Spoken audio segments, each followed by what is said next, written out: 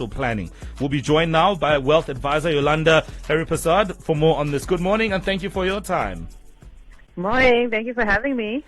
Yeah, I mean, we were just chatting earlier about the role that our grandmothers and uncles and the likes have played in our lives as being fabulous financial planners. Why do we need to hire anyone else?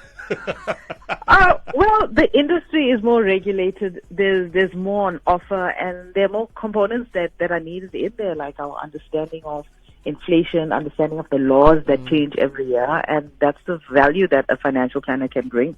Yeah, let's talk about that. I mean, what is the essence of financial planning, and why would anybody need a financial planner? Well, essentially, financial planning is the path to being wealthy, and it's how the wealthy remain wealthy. And not everybody is born with a silver spoon, essentially.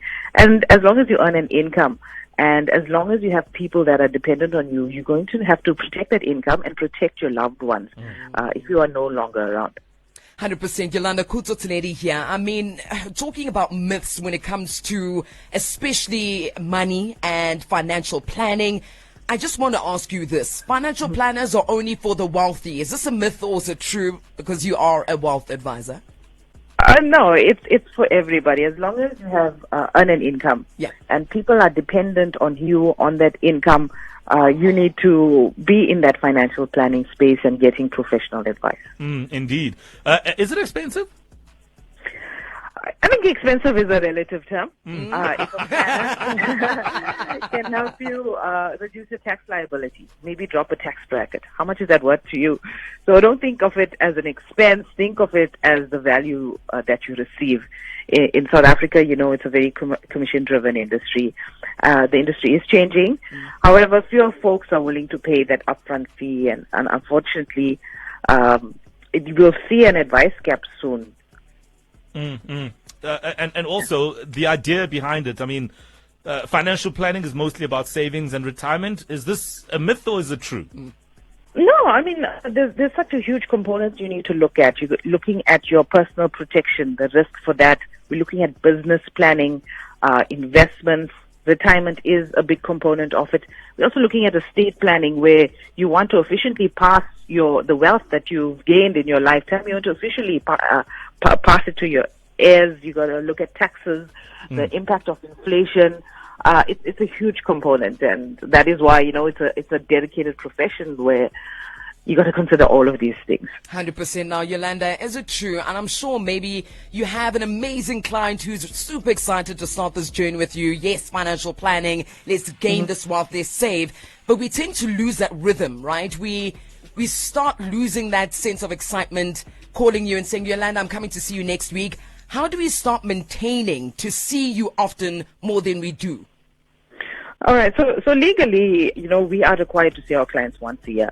Personally, I aim for twice a year. But like it's an advisor, it's our duty to let our client know, you know, when you have significant changes in your life, when you change jobs, when you have a child, you're contemplating marriage, come and see me. If you get a bonus at work and you don't know what to do with it, come and see me. You know, and have those touch points throughout the year. Like for me specifically, we do a lot of training, market updates and all of that, and building financial education with our clients. Yeah, Yolanda, this is Owen speaking. I wanted to ask you with regards to financial planners going through the process of learning more about the different products out there. How do we as customers go about vetting a financial planner, knowing that they have the knowledge to deal with our money?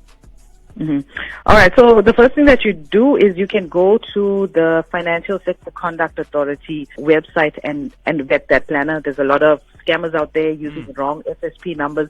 So you want to do that.